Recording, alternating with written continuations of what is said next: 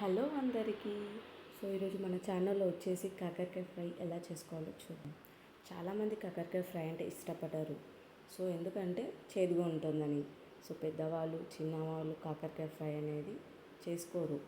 So నేను చాలా simple ప్రాసెస్లో కాకరకాయ ఫ్రై ఎలా చేసుకోవాలి అనేది చూద్దాం. సో ముందుగా అయితే కాకరకాయలని పైన తొక్కు తీసేసి కట్ చేసేసుకోవాలి. ఒక ఆనియన్ కట్ చేసుకోవాలి. దాని తర్వాత కడాయిలో కాకరకాయలు వేసుకొని పసుపు ఉప్పు వేసుకొని బాగా కలుపుకోవాలి. ఒక హాఫ్ అన్ అవర్ సైడ్కి పెట్టుకోవాలి. ఎందుకంటే దాంట్లో ఉన్న నీరు బయటకు వచ్చేస్తుంది కాబట్టి చేదు అనేది తగ్గుతుంది. సో మనం ఇలా కడాయి పెట్టేసుకొని ఆయిల్ వేసుకున్న తర్వాత కాకరకాయలని మనం గట్టిగా పిండుకొని తీసుకోవాలి. లేదంటే మొత్తం వాటర్ అయిపోతుంది. సో ఇలా ఒక 10 minutes వేయించుకోవాలి.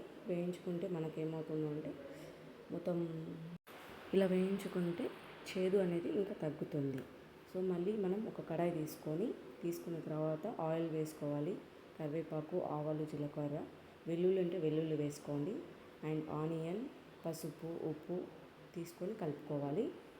మళ్ళీ కాకరకాయలు వేయించుకున్నాం కదా, దాన్ని వేసేసుకొని బాగా కలుపుకోండి. ఒక 5 minutes 10 minutes మనకు మగ్గనివ్వాలి.